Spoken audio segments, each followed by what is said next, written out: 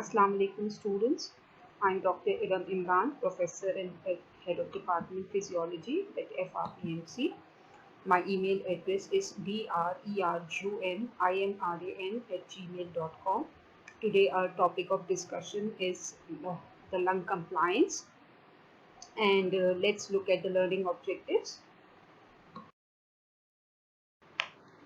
Now the learning objectives of this lecture are: at the end of the lecture, the student should be able to define what the lung compliance is and understand how it is measured or its calculation, discuss the characteristic of compliance diagram, discuss elastic recoil and factors affecting it, discuss the principle of surface tension, discuss the functions of surfactant, define law of Laplace, and discuss the compliance of lungs and thorax together. So let's discuss what is the lung compliance.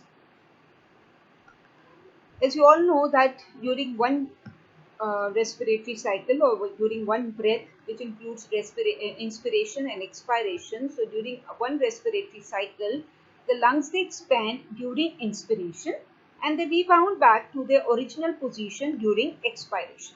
ऐसे ही होता है, lungs they expand होते हैं during inspiration and they recoil back or they rebound back to their original resting position during expiration. Now why this occurring? This is occurring because of two things. One is the lung compliance and other is the elastic recoil. There is a very strong relationship between lung compliance and elastic recoil. So let's discuss first the lung compliance. It is the distensibility of the lungs. Okay? It refers to how much effort is required to stretch or distend the lung. कितना effort चाहिए to distend the lung. It says how much volume of lung changes for a given change in pressure. Its equation is C is equals to V upon P. C is the compliance, which is measured in ml per mmHg, and V upon P. Okay. So V is the change in volume, how much lung volume changes for a given change in pressure. ठीक है, तो pressure change हुआ तो कितना volume is changing, how much lung is expanding, that is known as the compliance. So compliance is change in volume for a change in transpulmonary pressure. ये जो pressure यहाँ बात हो रही थी, that was actually lung compliance में इस pressure को हम transpulmonary pressure कहते हैं. Compliance तो हम vessels का भी देखते हैं, उसके लिए भी there is the same formula. Okay, but the pressure which we are talking here is the transpulmonary pressure in case of lung compliance.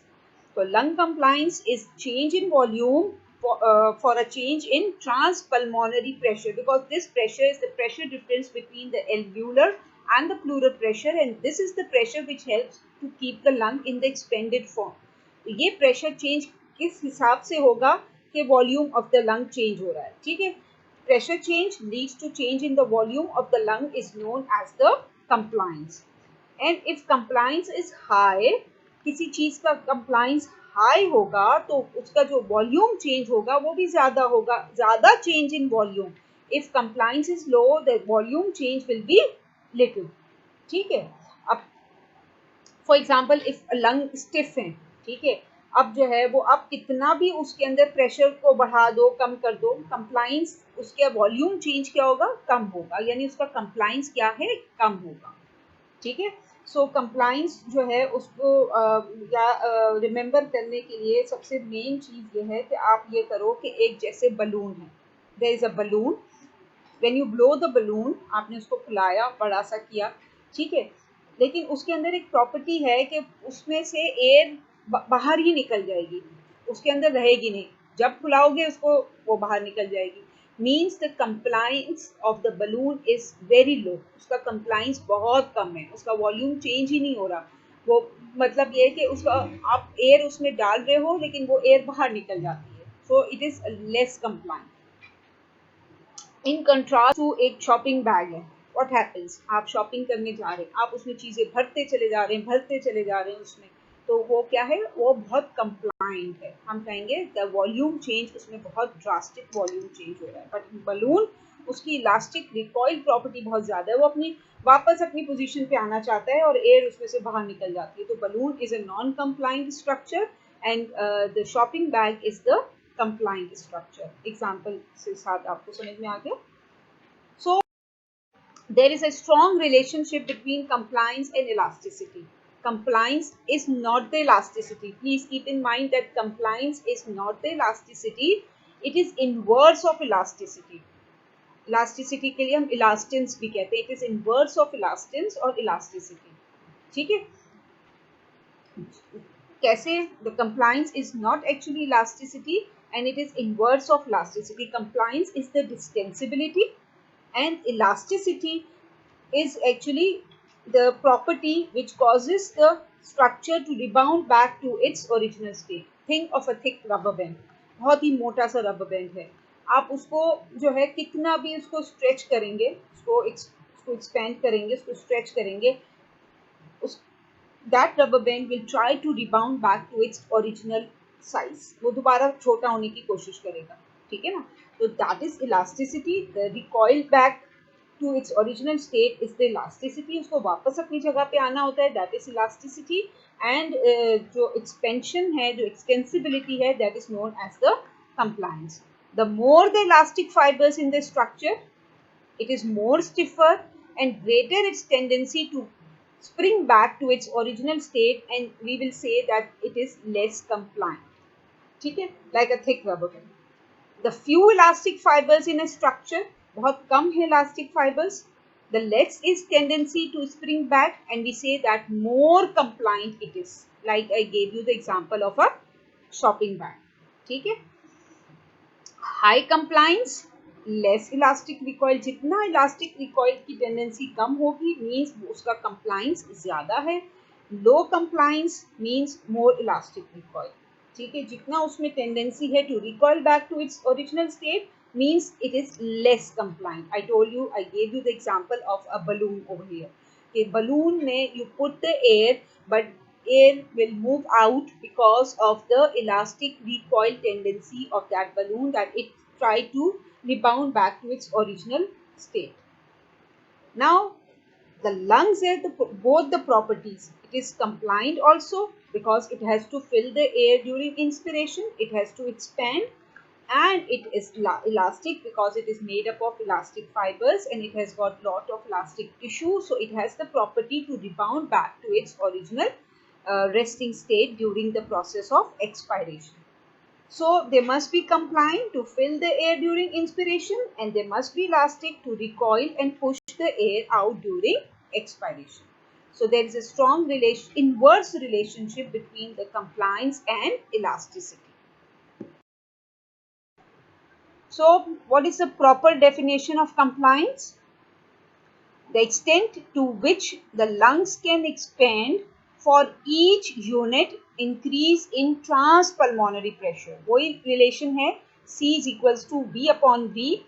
V upon P, V is the extent to which it can expand, extent to which it can increase its volume per unit rise in transpulmonary pressure is known as the lung compliance.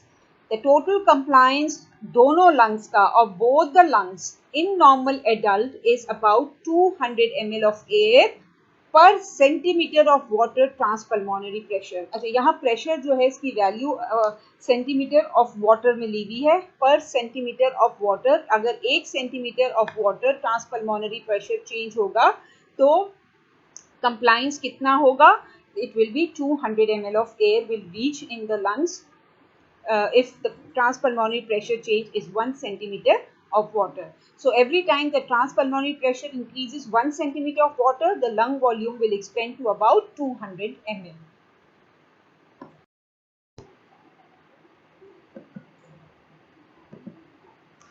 So compliance, lower the compliance, अगर lung का compliance कम है, they are stiff due to compliance is decreased by pulmonary fibrosis. All the fibrous connective tissue fill हो गया lung में. Post infection है, किसी को severe infection हुआ and the lung tissue is filled with the fibrosis, और या फिर कोई restrictive lung disease है उसको. So now the tissue is filled with the fibrosis, so we say that the lung becomes stiff and the compliance become less. So if the compliance is less, the larger pressure gradient must be required during inspiration to produce normal lung expand. अब expand करने के लिए ज़्यादा pressure difference चाहिए, transpulmonary pressure gradient जो है आपका ज़्यादा develop होना चाहिए, है ना? And how it is achieved? It can only be achieved by making intrapleural pressure more negative than usual. यानी अब वो more negative कैसे होगा intrapleural pressure?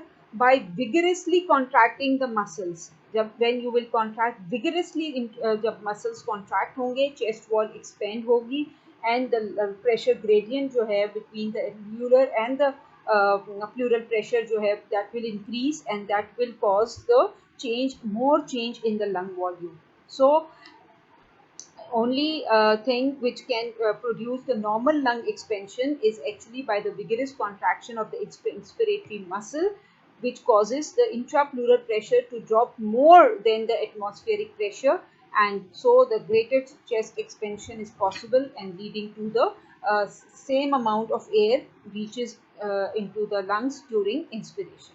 So it means that if the lungs they are less compliant, the more work is required to produce the given degree of inflation, the given degree of expansion. उतनी expansion के लिए the muscles should work very vigorously. So that's why that person has got a very labored breathing. बहुत जोर जोर से गहरा सांस ले रहा है. Why? And he's contracting his muscles very vigorously. So to drop the expansion कर रहा है ना, chest wall को expand कर रहा है, वो chest wall को expand कर रहा है ज़्यादा by dropping the intrapleural pressure more subatmospheric, so that the lungs can expand more. Okay? The lung compliance is decreased in pulmonary fibrosis and it is increased in emphysema. Why in emphysema? You will do this later on, but I tell you just the basic over here, that in emphysema there is damage to the elastic tissue.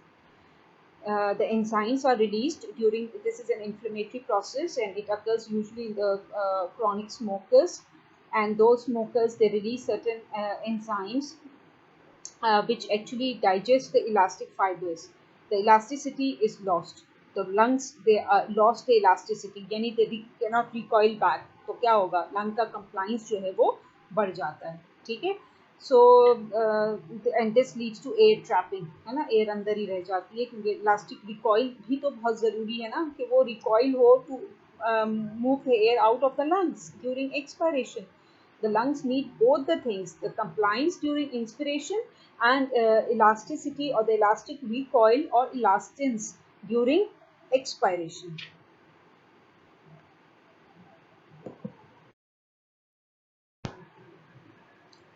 Okay, this slide shows the compliance diagram of the lungs.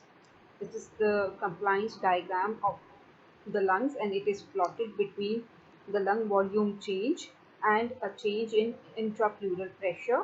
Okay, on the y-axis we can see how the lung volume changes in relation to the changes in the intrapleural pressure. Why we have taken intrapleural pressure? Because it is the main determinant of the transpulmonary pressure. Okay, the transpulmonary pressure depends on the change in the pleural pressure. So we will look for the relation both during inspiration and during expiration. Now we can see that relation is quite different in inspiration and it is different in expiration. So this curve which is formed during inspiration is known as inspiration compliance curve, and the curve which is obtained during expiration is known as the expiration compliance curve.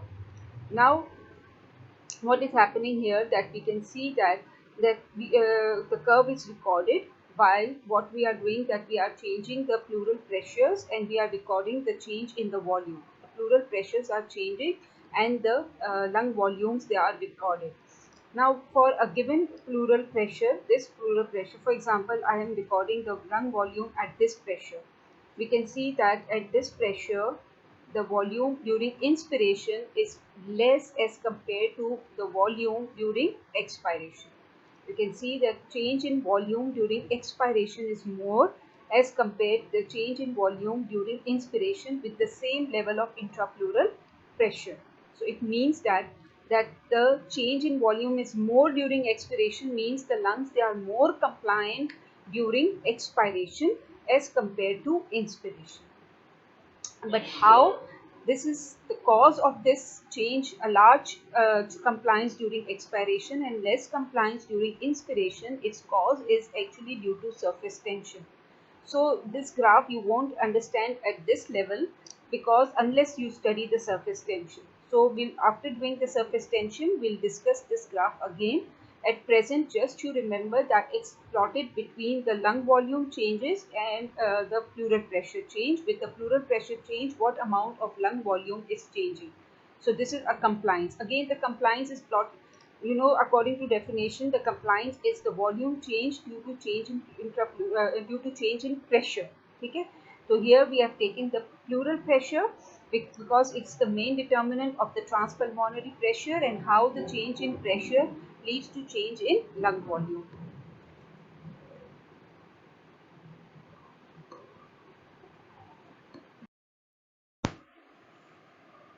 Okay, now we did that. I told you that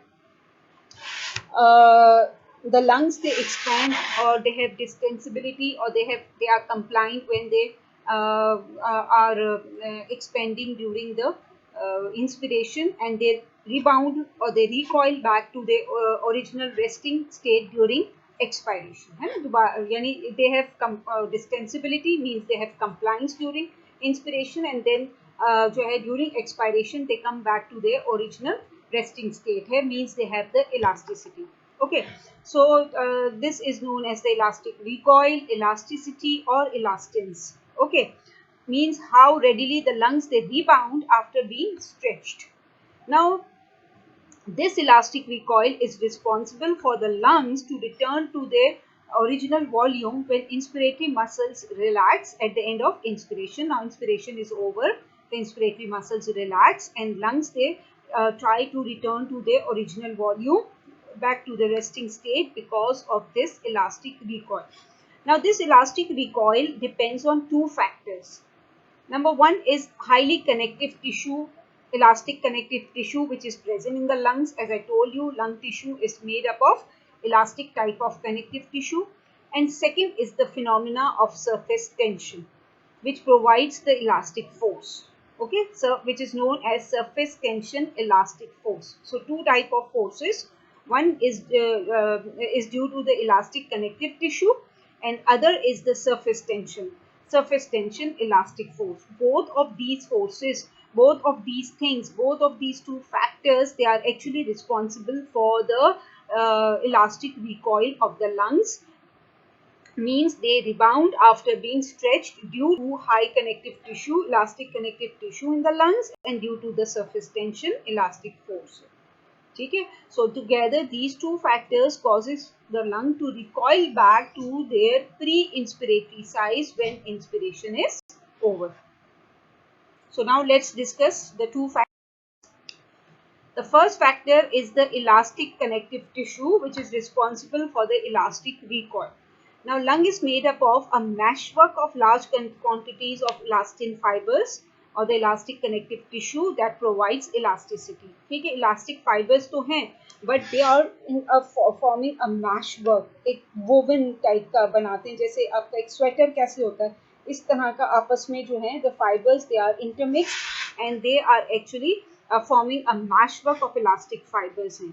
ठीक है, it resists stretching and exhibiting the property of returning to its original length when stretched. Now, whenever there is elastic tissue, उसकी एक inherent property है that it returns to its original length whenever it's stretched, it tries to return to its original length and it resists stretching. Stretching को resist करता है, ठीक है ना? So it generates the recoil force, and this force is required to increase the intra-alveolar pressure, and this increase in intra-alveolar pressure will results in expiration, है ना? जब intra-alveolar pressure +1 पे elastic recoil हुआ, lung volume gets decreased, pressure get increased, and the air moves out from the alveoli into the atmosphere and expiration occurs. So this elastic connective tissue is responsible for the elastic recoil of the lung. Second factor is the surface tension. Second factor, which is surface tension. Now what is surface tension? The surface tension is actually what happens. Here you can see the phenomena of surface tension. These are the, for example, take a glass of water. Now the water molecules inside the glass of water, they have got high force of attraction between the molecules. इनके आपस में there are strong force of attraction.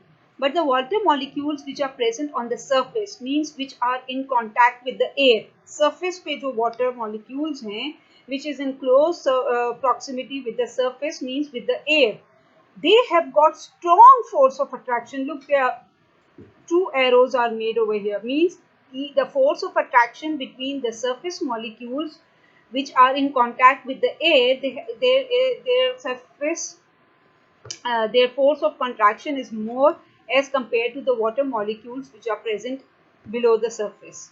Okay, so this phenomena is known as surface tension, means the surface molecules have got more tension. Okay, so that's why the water, these water molecules, they, due to the high surface tension, they try to contract. ये contract होने की कोशिश करती है, ठीक है. So what happens in the lungs actually, in the alveoli में there is a thin layer of fluid inside the alveoli which is lining the inner surface of the alveoli. This is air, ये बीच, this is air, over here it's air, and this is the water. ये water की एक layer है, this water molecule. This is a normal thing, ठीक है. The alveoli, they are lined by type 1 alveolar epithelial cells हैं पहले, and then there is a layer of water molecules, and this is air. So what happens, that these water molecules which are in, now these water molecules, they have strong force of attraction between them, but the water molecules which are present on the surface, which are present with on the, they are in contact with the air, they have strong force of contraction, and this force of contraction create a surface tension, and due to which it results in contract. The surface molecules, they are contract, and in doing so the alveoli will try to collapse, है ना. Alveoli छोटी हो जाएगी because of strong force of attraction between the water molecules. The surface molecules, they try to contract, causing the alveolus to collapse. So this type of force is known as the elastic force, surface tension elastic force, because it is causing elasticity. It, ठीक है, collapse कर रहा है. So more the surface tension, the less compliant the lungs are, ठीक है, because it is again the opposite to the compliance. Compliance is the distensibility, and surface tension is causing the lungs to, or the alveoli to contract, to collapse. ठीक है. तो elastic recoil depends on two things. One is the surface tension, this surface tension elastic force, and other is the elastic connective tissue which is present in the lung tissue.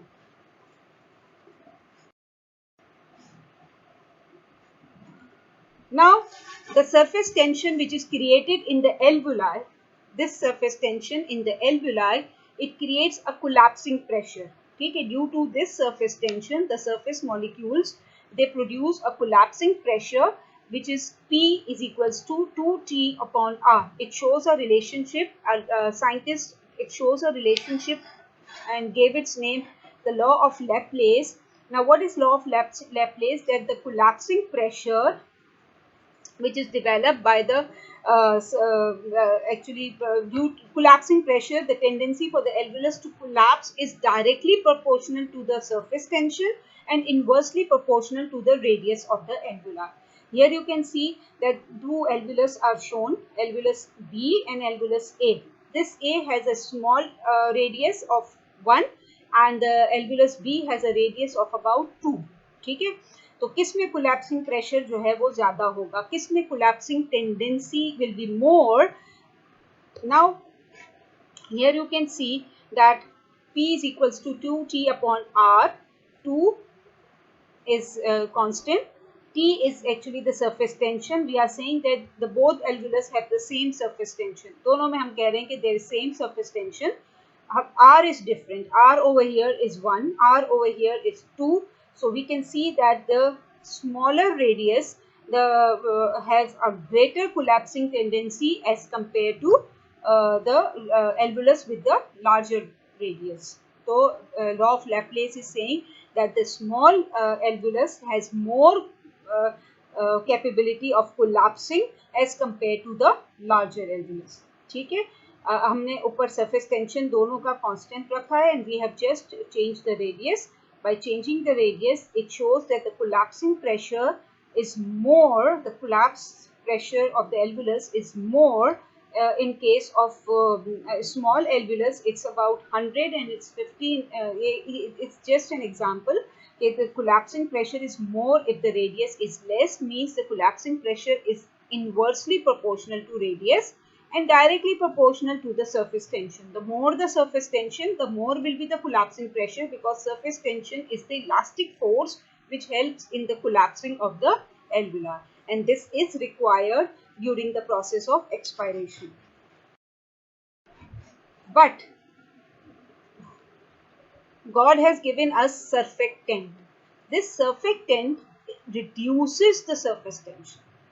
Okay, we don't want that our alveoli get completely collapsed during every expiration. So we need to reduce the surface tension. We do need the surface tension. That's why the layer of fluid is given inside. Fluid inside दिया हुआ है so that the surface tension should be generated. But we have to reduce this the level of surface tension, and this is actually done by the surfactant. It is produced by type 2 alveolar epithelial cells. As I told you, there are two types of alveolar epithelial cells. Type 1, which forms the lining, and the type 2 alveolar epithelial cells, they produce surfactant. It consists of, its major constituent is a lipid which is known as dipalmotyl phosphatidylcholine, DPPC. Okay? Dipalmotyl phosphatidylcholine is a phospholipid. Now, phosphatidylcholine is also known as lecithin. So, dipalmotyl phosphatidylcholine or dipalmotyl lecithin. ठीक है? This is same thing because the phosphatidylcholine is also known as lecithin.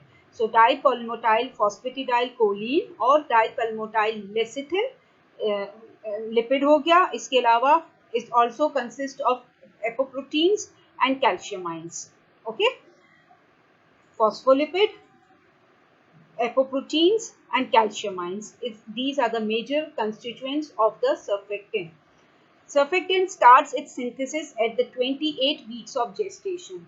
Okay, so the babies which are born before 28 weeks, they don't have adequate amount of surfactant and they develop the respiratory distress, which is known as neonatal respiratory distress syndrome. ठीक है, उनकी alveoli जो हैं collapse हो जाती हैं because there is no surfactant to reduce the surface tension, so their alveoli collapse, and the baby develops the distress, respiratory distress, and it can be life-threatening, which is known as the neonatal respiratory distress syndrome. Now, how the surfactant reduces the surface tension? बात यह है कि what it is doing to reduce the surface tension. Now, what happened? You can see that these are the water molecules shown in the red. ठीक है, all these are the water molecules. Now, what happens that this is the surfactant. This is a phospholipid molecule है. इसका जो है polar head है, which is facing towards the water, and they have the non-polar tails because it's a phospholipid.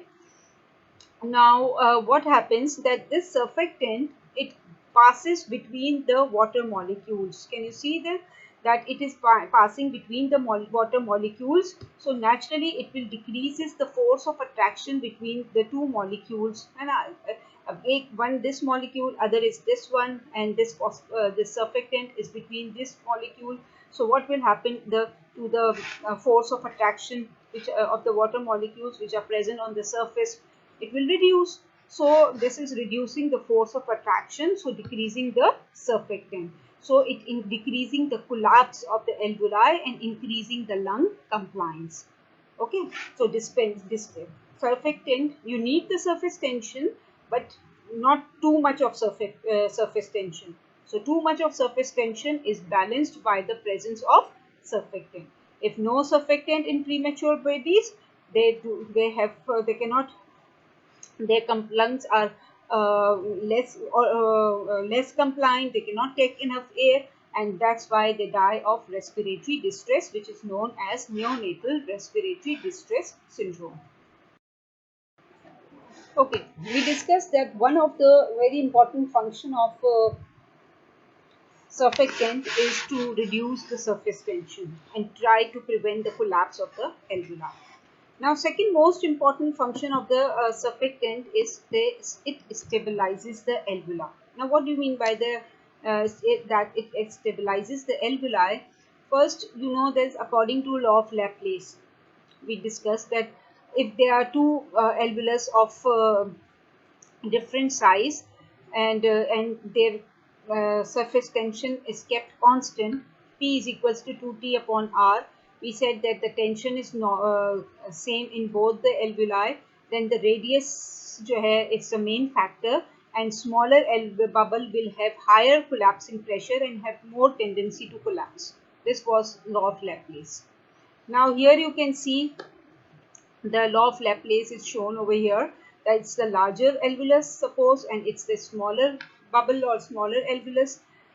We have said that T is constant. We have kept the surface tension kept constant, and our radius is different. We can see that the collapsing pressure is more in the small bubble as compared to the larger one. So it's the same example which we saw earlier. So now surfactant. I told you that surfactant stabilizes the alveoli and it decreases the surface tension. Now the surfactant reduces the surface tension. Surfactant reduces the surface tension more in small alveoli as compared to the larger alveoli. Another new point, that surfactant reduces the surface tension, but it reduces the surface tension more in small alveolus as compared to the large alveolus. Why it reduces more in the small alveolus? Because it is present in more concentration in the small alveolus. छोटी है ना. For example, just if 1 ml of surfactant is released both in larger alveolus and in the small alveolus. That 1 ml will be more for this small alveolus and it will be less for this large alveolus. So more molecules of surfactant will be present, more concentration will be here, so more it will reduce the surface tension. Got it? And it is going to reduce the surface tension less in the large alveolus as compared to the small alveolus. So in this example is given with the surfactant, we can see that there are less molecules in this large alveolus and there are more concentrated molecules of surfactant in this smaller molecule. Although the radius is 2 over here, the radius is 1 over here, but here the surface tension is less reduced as compared to this, because I told you that this concentrated surfactant reduced more surface tension in case of small alveolus. So when we do the calculation, we see that the collapsing pressure is equal in both the alveolus.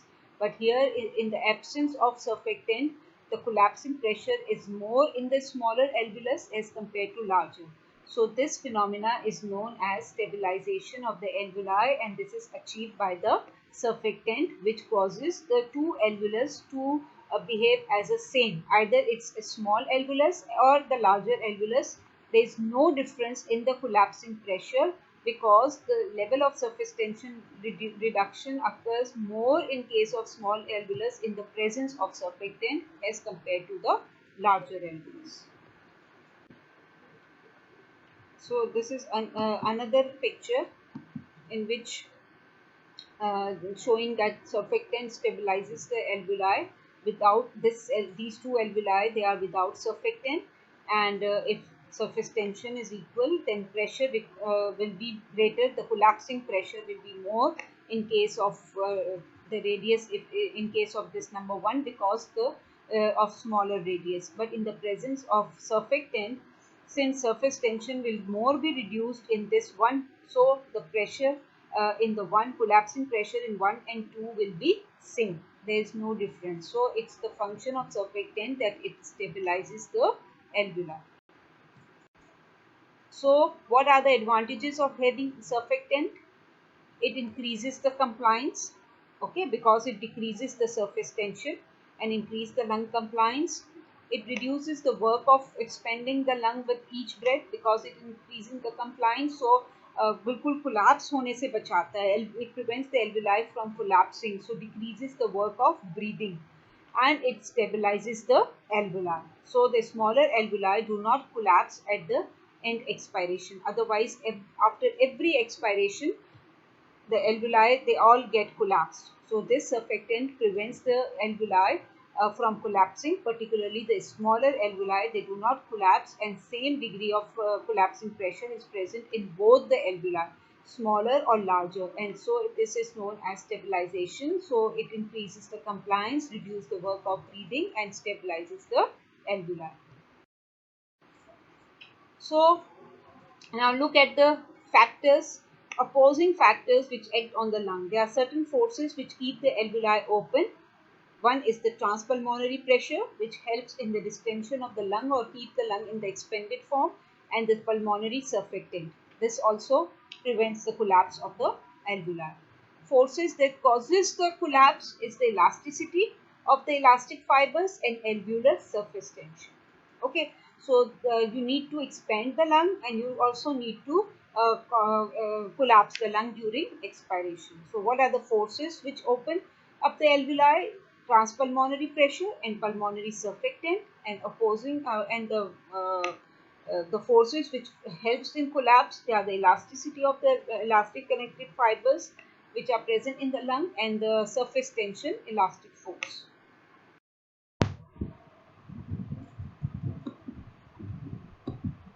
So in the beginning, we discussed that why compliance is more during expiration than inspiration.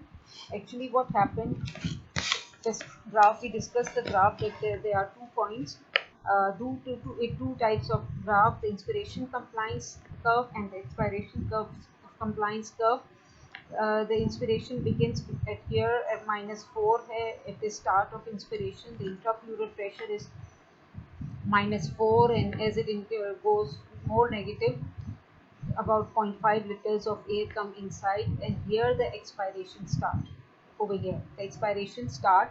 Now during the process of expiration, what happened that the process of expiration start at high lung volume, and since there is high lung volume, so what happens to the surface tension over there in the during at the when the lung alveoli they are expanded, the the water molecules which are present on the surface, they are far apart from each other. So the forces between them, the intermolecular forces, they are quite low.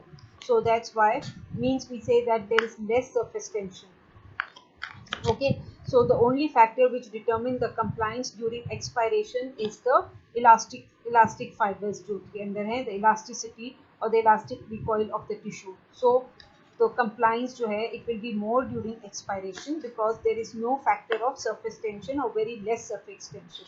But during the inspiration process, inspiration starts at the low lung volume. Here the lung volume is low, and inspiration start over here. Here the alveoli, they are smaller sized, so the water molecules at the surface, they are far closer, and they have got they are far closer, and they have a strong attraction between them. So to inflate the lung, one must overcome this surface tension. Okay, so there are two type of forces acting during inspiration, both the surface tension and the elastic recoil. So the lung has to inflate against both of these forces. So that's why the compliance is low during inspiration and compliance is high during expiration. So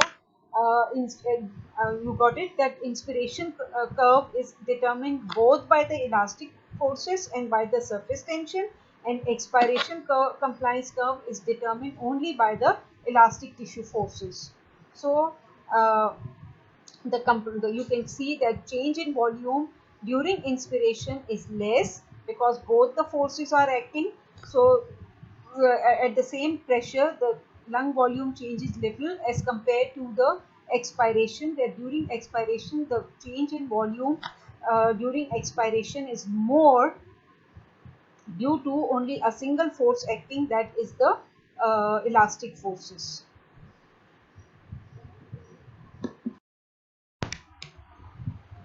So this slide shows a comparison of compliance diagram when the alveoli they are filled with saline और and other is the air filled normal. जो अभी हमने compliance we did is the normal lung because it is filled with air, and this is filled with saline.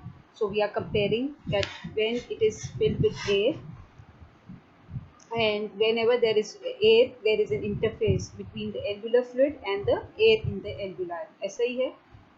But if it is filled with saline, there is no such interface, means there is no surface tension in this because there is no air and liquid interface. But here the liquid and air interface is there, so there are both the forces are acting on this alveolus, but here only the elastic forces are acting.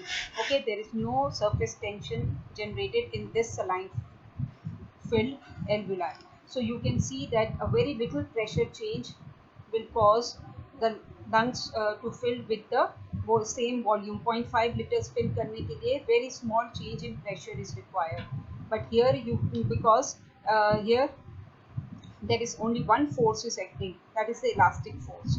There is no surface tension. So expansion is possible only by overcoming actually the elastic forces, and by slightly increasing the pleural pressure, the lung they are going to expand. But here about 3 times more pressure is required to fill this to expand this air filled lung. Okay, so you can see if this pressure is about कुछ -1 तक है तो ये कितना ज़्यादा है, 3 times तकरीबन the more pressure is required to inflate this air filled alveoli or to expand this alveoli, because there are two forces which is leading the to the elastic recoil of the lungs. What are the two forces? The elastic force due to the elastic connective tissue, and second is due to the surface tension. So that's why more pressure is required to expand it, and here very less pressure is required to expand because only elastic forces due to elastic tissue is actually acting over here. So we have seen that 1/3 of the elastic forces is provided by elastic tissue and 2/3 is provided by the surface tension. So which one is more responsible for the elasticity? It's not the elastic tissue, it's the surface tension mainly. 2/3 actually of the elastic recoil is provided by the elastic tissue and only 1/3 is provided by the elastic fibers. Okay, so we discussed that the compliance of lungs is actually 200 ml per centimeter for lung tissue alone. So this compliance is how they have measured this compliance, that they have removed the lungs from the body and they have created an artificial pressures and all this, and this is how they have calculated, the scientists have calculated this pressure to be 200 ml per centimeter of transpulmonary pressure change, and it's only for the lung tissue alone because there is no chest cavity, it's created outside the body and it's measured over there. So when we measure the compliance of the lungs and chest together, we will see that compliance of the lung alone is more than the compliance of the lung and chest wall system. Actually what happens that to inflate both the lungs and chest cavity, so pressure requirement will be more because the pressure difference which is created, it's just actually if we are talking about only the lung compliance, that pressure difference will causes the more the lungs to expand.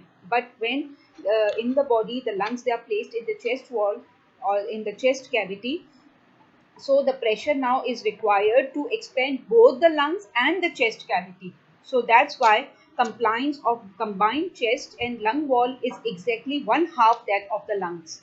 What is its value? It's about 110 ml per centimeter of water, which is for both the lungs and the chest wall. And if we calculate the compliance of only the lungs, then it will be the double of that.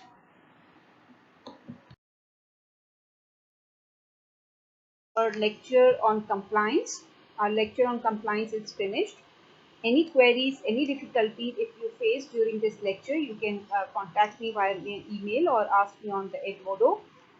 This compliance topic is quite difficult to understand, but once you listen my video and try to listen it twice or thrice, then you will get the points, and then you read it from the book also simultaneously.